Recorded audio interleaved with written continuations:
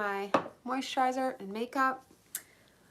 And I thought I would start incorporating, which I've been doing a little bit some days, but more so on my, this is, by the way, Tatcha brand, Tatcha, the Dewy Skin Cream. My face has been so dry.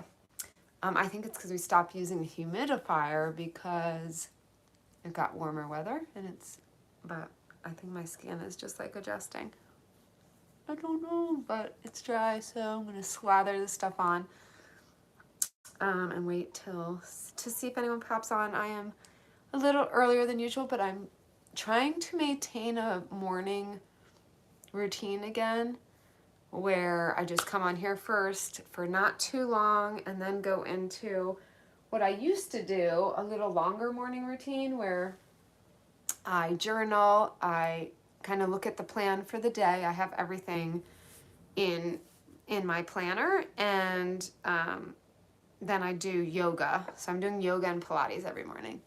So doing that, I actually might join Orange Theory Fitness and do that twice a week, like at lunchtime or right after lunch or something. My friend is doing it, and she was talking about this weekend. I was like, yeah, I probably need more strength training because I used to do that, and that's when I had the best body of my life, is when I was actually working out with weights and was going more consistently, like to a gym. It just helps, that accountability, that motivation. The yoga and Pilates is good. It keeps you toned, and I love the centeredness of it. Obviously, I teach yin yoga, so I love doing that, but I feel, and I love dance, but the gym where the dance and everything is, I might think about that too. I have to kind of weigh them out. That, because they have both like HIIT classes, high intensity workouts, and then they also have the dance, the Zumba, the body combat, stuff like that. So that one is more expensive by, I think, at least $50 a month. So I'd have to make sure it's worth it. And they have a pool, but we're doing swim team this year, so there's my notification to do my yoga. So I'll do that after this. So trying to just figure out like this summer's plans, what it's gonna look like.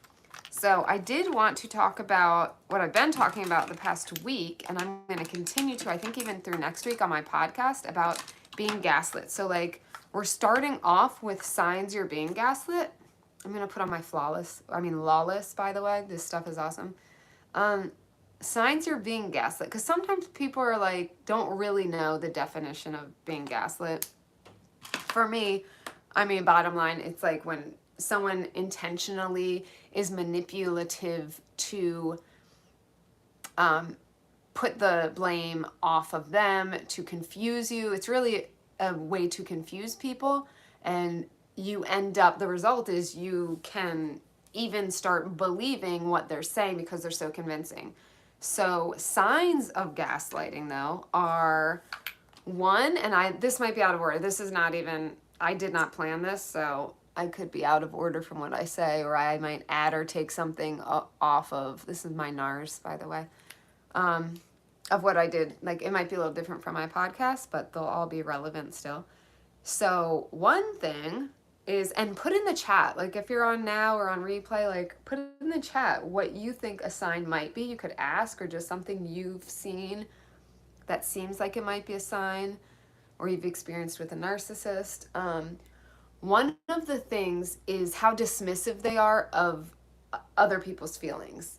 It really comes down to what they want, how they want it, and you kind of get punished if you don't obey or go by their rules. And it's just thinking back on my life and how I actually put up with that for so long. I mean, you know, when you're younger, you don't always realize, and it's sometimes hindsight is a B. You're like, man, I can't believe I put up with that. Like, just thinking about that fact that I catered to somebody, walked on eggshells to somebody because I didn't know better, right? So we don't want to beat ourselves up. It's like, you know what you know. And sometimes we have to learn lessons 12 times before we learn them. You know, everyone learns a lesson after one time of being smacked across the face with it. It's just life. And we have to, trust our path. I think for me, prayer and having faith is a huge thing. And listening to my intuition now, aka Holy Spirit, activate, whatever you want to call it. If you're not a God person, intuition. If you are, to me, the Holy Spirit is the intuition. And really listening to that now when I meet people, when I'm interacting with people, my body just has at this point been trained to recognize when people are like that, when it's not just a strong personality. It's like there's a vindictive underlying tone, even if they're charismatic and seem happy and whatever. When you don't do exactly what they want, and they're very used to people doing what they want and getting what they want, when you don't, you pay, right? So being dismissed is a huge thing. Another thing is not apologizing, not taking accountability. This is dermatology, by the way. This is like some viral shiz, the Universal Tinted Moisturizer 46. It's supposed to blend with anybody's skin color. Tell me if you've used it, if that is true for you. So, hold on, I'm just grabbing my brush. Oh wait, where's my new brush? I got a new brush from the brand Saie, S-A-I-E. And it doesn't seem to stay on the brush, which is cool. You know how sometimes it like really sucks up the foundation? So not apologizing, and that means they often will deflect what you're asking, or if you're saying you hurt me by doing this. First, they can dismiss your feelings, and they won't take accountability. And that's where the lying, they'll do anything to not take accountability, right? Especially in the beginning. If they're desperate, that's a different, hello, good morning.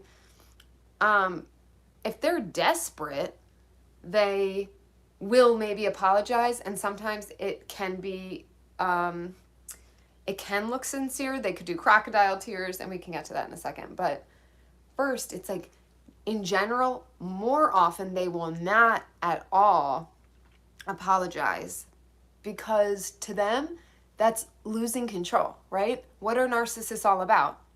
What are they all about? Two things. They are either trying to gain control or checking if they still have control. So you can take any situation with a narcissist, and this is like when I figured this out, and it may seem simple saying it, but maybe not. Maybe you're like, oh, interesting. But maybe you already know this, or it just seems simple. But when I figured that out, that was life-changing, because it helped it almost seem scientific to me, where when I was still in contact with that person, when they would reach out, and this was when I was still trying to not really be involved with them, when they'd reach out, I would say, what is this? Is this them trying to gain control, or are they checking if they still have it? And especially during those times when you're trying to get out of there, they will check, even when you have disconnected.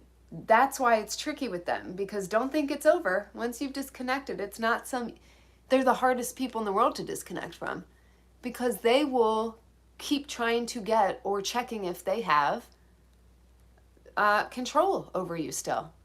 So it could be a week later. It could be months later. It could be years later, depending on their situation. Often if it's that long, like years later, they have had someone else fill that void.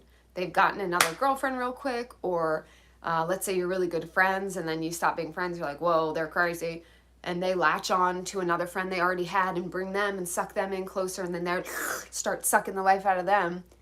Let's say that friend Seacrests out. They may be like, I wonder if I can still get Christy. Wonder if she's still around. Wonder if I can still suck her under my power.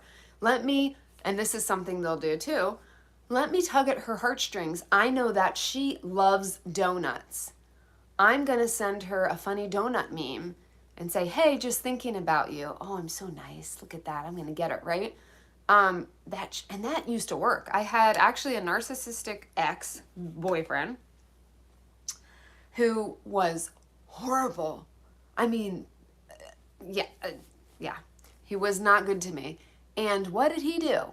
He would do things like, and this is like, I'd be like, I can't take it anymore. Like, I'm usually strong, but he was my weakness. But I did break up with him a couple times, maybe 3 times. And then it's the rejection they can't handle. Not just the rejection, but they don't have the power. So he's like, oh, I've lost the power, right? And he had made all these promises to me and this and that. And I was like, okay. And then he didn't live up to them. So I broke up with him, right? But what happened? What happened the next week? In one case, it was several months later. He knew I love poetry. He knew they will take what they know of you, your vulnerabilities, your just like your customized love for certain things, and they will use that to get control of you. So he started leaving me poems on my car. Oh, thank you for the exact, I love this, the exact definition. I'm so bad at like the very typical things. I just make up my own shit. A form of intimidating or psychological abuse where false information is presented to the victim, make them doubt their own memory. Okay, it was a good kind of synopsis, right? Quite often their sanity. Yeah, you can literally watch the movie Gaslight, but you can literally start to feel crazy. So in my mind, and thank you for posting that, because it's kind of like an example of when they do try to gain control, right? So he'd leave these poems and these flowers, gorgeous. He knew I love flowers. I still love flowers. I love them so much. But he knew that. And chocolate chip cookies. Don't know why. I loved chocolate chip cookies back then. Was obsessed. And so, I'd come out to my car, and that showed. He came 35 minutes in the middle of the night to shower me with love on my car. And then it made me feel crazy, like, he's not a bad guy.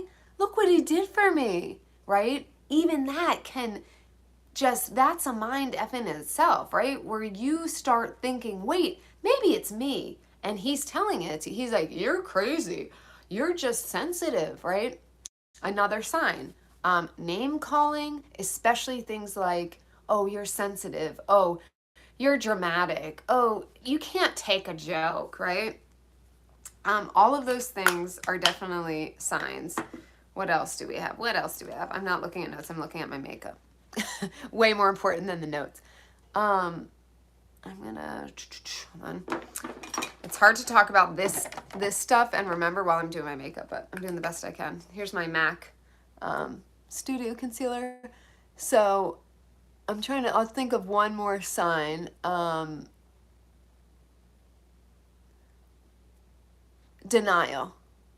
Denial is a huge one. And that can fall into the other categories a little bit, but like they will deny to your face, like blatantly deny, where they know what they're saying is not truth, just like that little excerpt said there. Thanks, Bubs.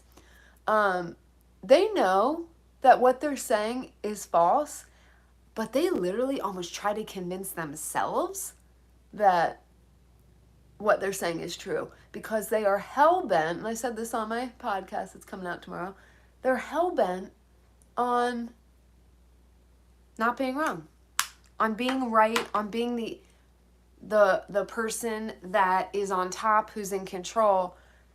So if they are proven wrong, especially in the public eye, that's like, I don't want to get crapped on here, because trust me, when I've talked about Trump here in the past, it never goes well.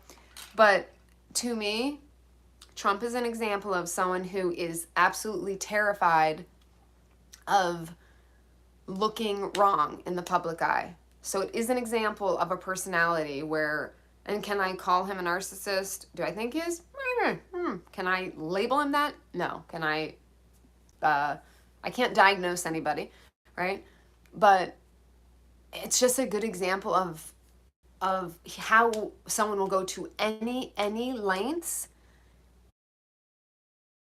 so hell-bent that they can almost put themselves in danger of getting arrested. I'm not saying with Trump, I'm just saying in general, of getting arrested, of even like abuse, can like being abusive because they feel so out of control when they are not in control, which duh. But you know what I'm saying? They feel so out of their mind when they don't have control, or they lose control of somebody, that they cannot handle it.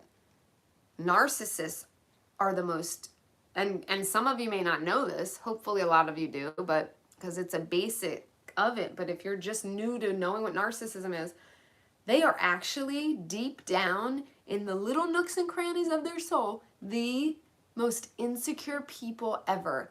And they will often have that facade, the most 90, I would think 100% probably, a facade mostly of showing the world their pompous side or their very confident side and their egotistical. But deep, deep down, that is because they are protecting this huge insecurity that they can't even admit. And that's the tricky part.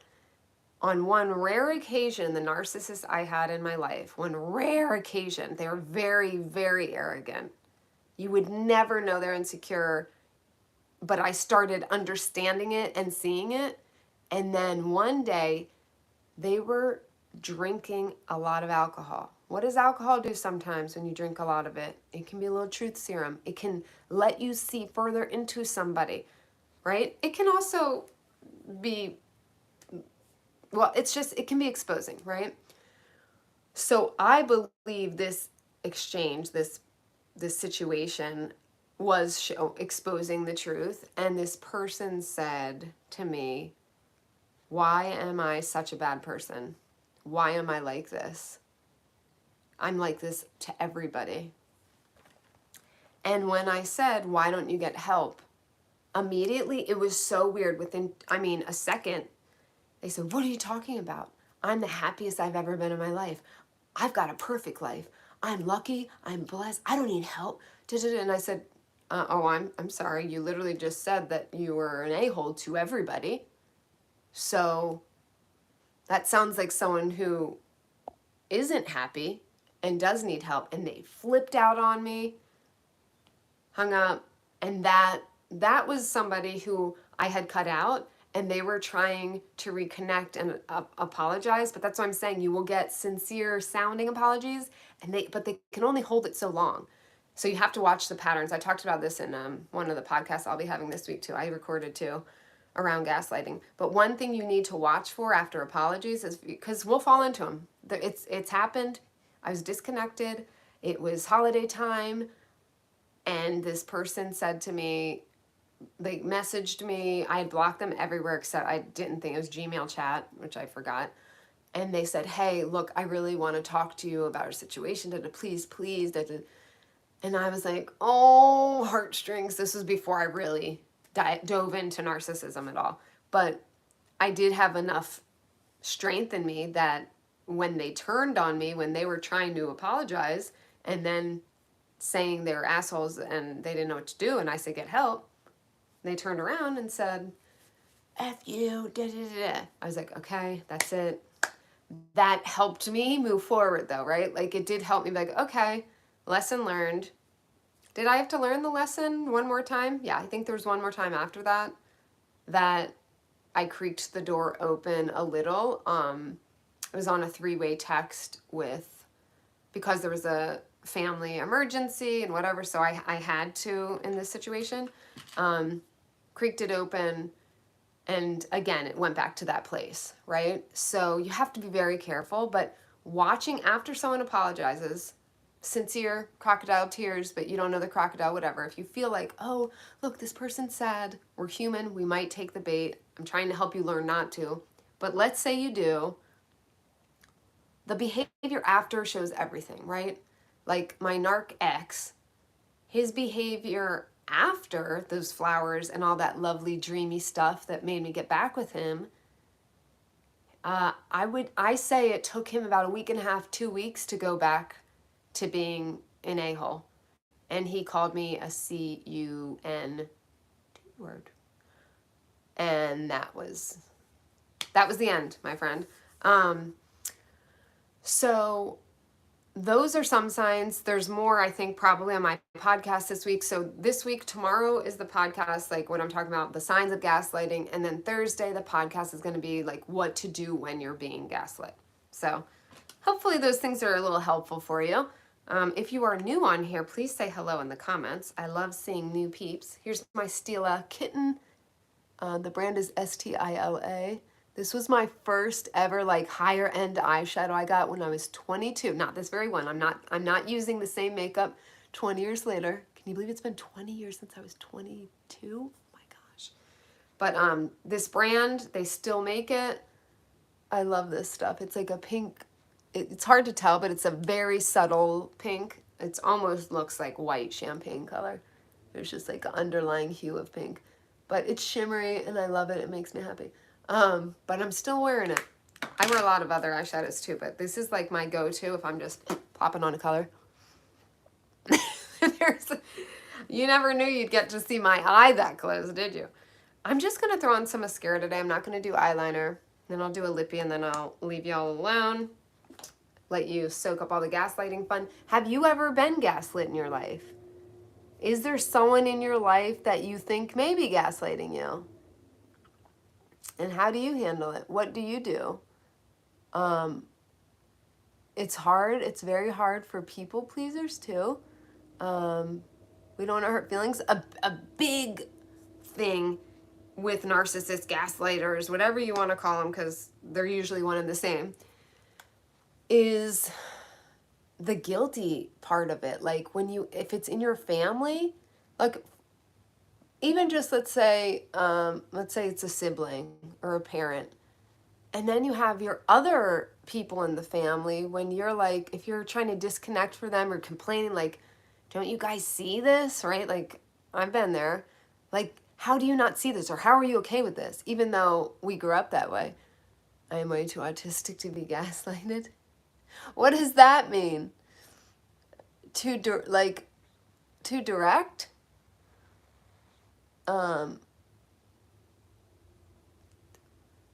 But you know, you will get from other family members, you can get guilt from them, and it's just, that's a whole, I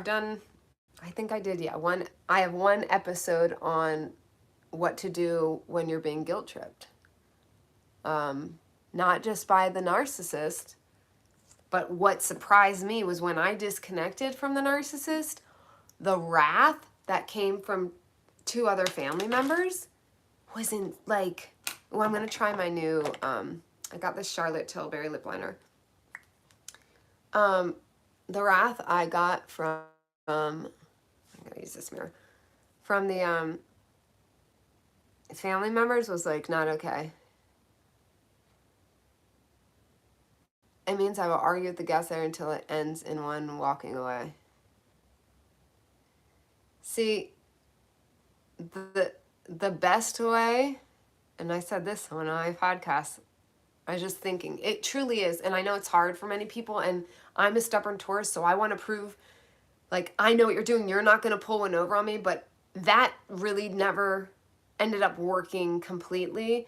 The arguing back and forth and the visceral reaction I'd get from that, the best way to beat a gap, disengage. And that can mean disengage them, that can mean disengage, that can be walking away.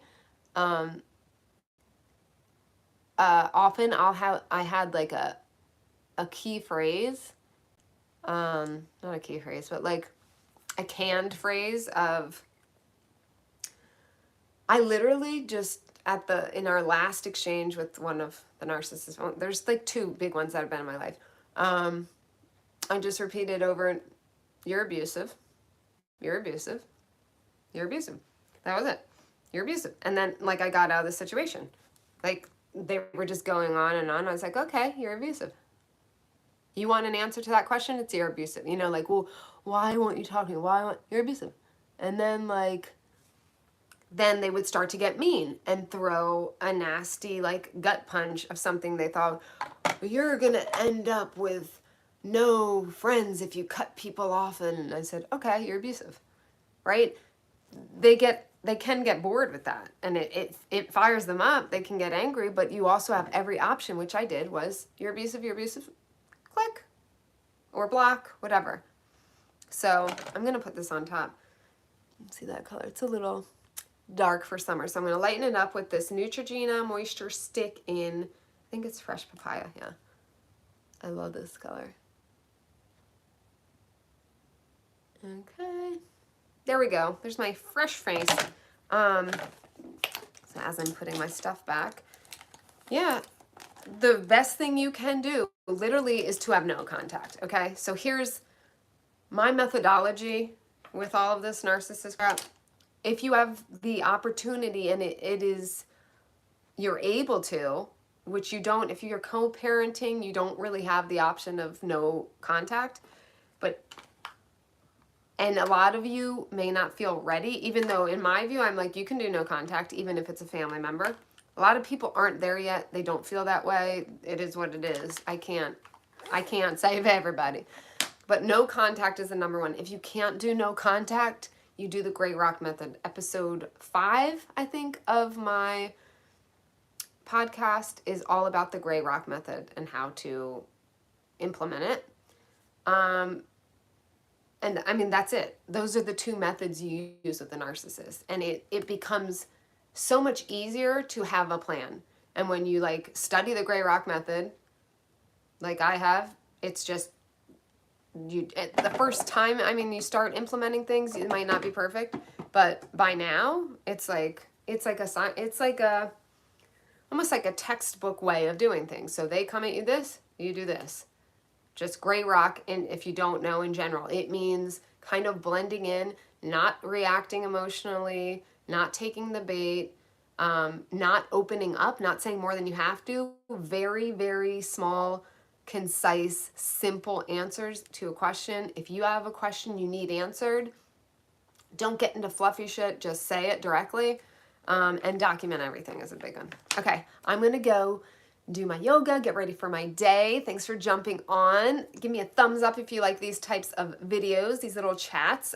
Give me ideas if you want to talk about something related to this stuff or just related to thriving in general, because this is my overarching umbrella with my clients, with all I do, is thriving in your life no matter where you've come from, right? You too, bubs. But if it's related specifically to this, or you want to talk about something else, let me know. Put in the comments, all right? And put your smooches and your deuces. I'm about to sneeze. I do not want to sneeze on camera. That would not be cute. Bye!